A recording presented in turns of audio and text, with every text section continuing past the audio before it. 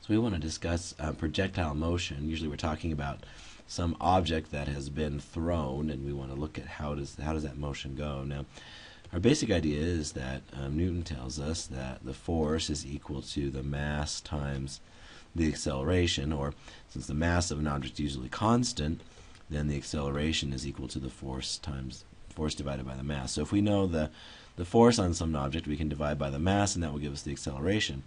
Now, acceleration is the second derivative of position. So if we have the acceleration, we can integrate to find the velocity and eventually get to the position. So knowing the forces on an object, we can figure out where will that object be at any future time. Okay, so the first thing we want to notice about projectile motion is, although when you throw something, technically it is moving in three-dimensional space, you don't actually need that many dimensions to describe the motions. Let's say I'm sitting here on the z-axis and I throw the baseball and I lob it out here into the first octant.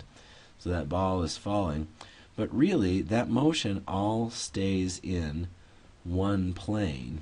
The reason is there are no side-to-side forces. The only force that this object feels is a force due to gravity. There's nothing to pull me out of that plane once I've thrown it in a particular direction.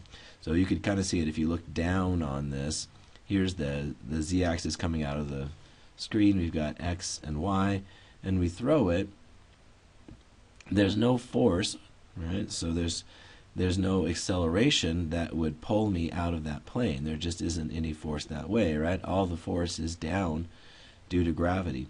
Even if there's air resistance, and we usually ignore air resistance, but even if there were, the air resistance would be in the direction opposite to the motion, and so that doesn't pull you out of the plane either. So really, when we talk about projectile motion, although it might be in three-dimensional space, we really only need two coordinates. We'll call the horizontal one x, and maybe we should call the vertical one z, but we'll just call it y. So we're talking about lobbing something, right? We assume that whatever direction we throw it in, it stays in that plane, and so we'll just use y for the vertical and x for the horizontal.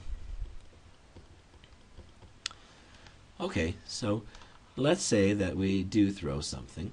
What are the forces? You have some ball and you've thrown it, right? The only force that it feels is a force straight down, and that's the force due to gravity. Now, if we're close to the surface of the Earth and we're not really throwing it super high or super far from the surface of the Earth, that force is actually constant. It's roughly constant anyway. You'd have to go a long distance away from the Earth before you started to notice that the force was diminished.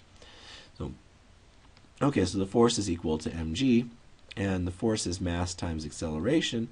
So mass times acceleration is m times g. Let's see, since this force is downward, usually I think of positive as up, so I'm going to give it a negative sign. That tells me that acceleration is equal to minus g.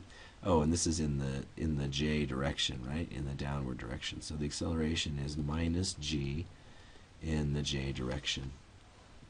Okay, or we could write it as a vector r double prime of t is equal to minus gj. That's one way of writing it. Or we could write it in the sort of list format, 0 minus g. Okay, now we could figure out what, given the acceleration, we could find the velocity by integrating. So the antiderivative of 0 is just some constant. The antiderivative of this constant negative g would be negative gt plus some constant, perhaps c2. Now the meaning of these constants, you can see in this case, if you plug in 0 for t, then you just get c1 and c2. But r prime, that's the velocity at time 0. So this is actually the initial velocity. This would be the component of the initial velocity in the x direction. So I'll call it v sub 0 for initial velocity, and I'll write a little x here to remind me that that's in the x direction. And this one is v sub 0 in the y direction. So the velocity at time 0 in the y direction, the velocity at time 0 in the x direction. Okay, so now that we have an interpretation for c1 and c2 as having to do with the initial velocity, we can write it this way. Okay, and we could integrate again.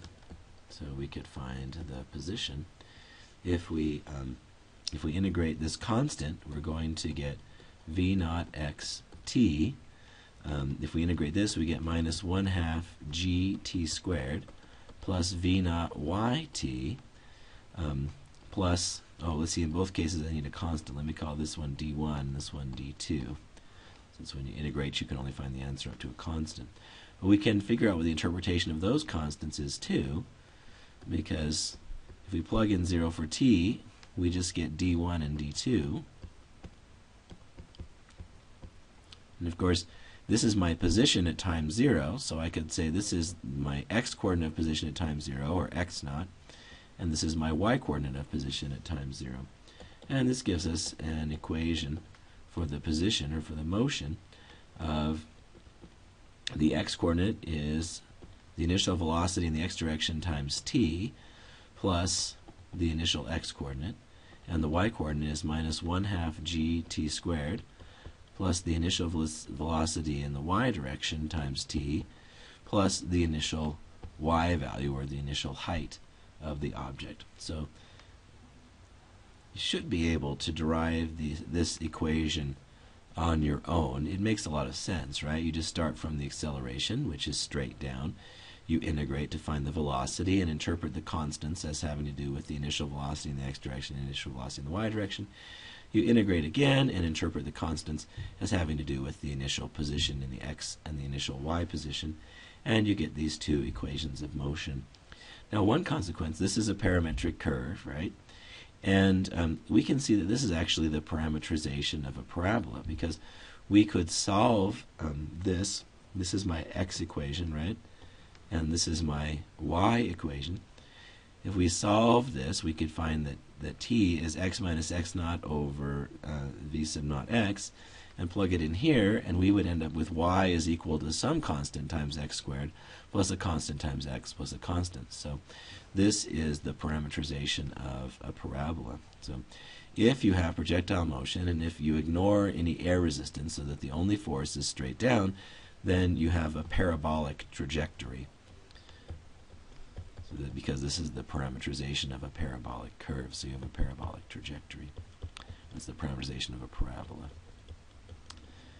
So things that you throw that are only acted upon by gravity, if you ignore air resistance, then follow parabolic trajectories. They move in a parabolic motion.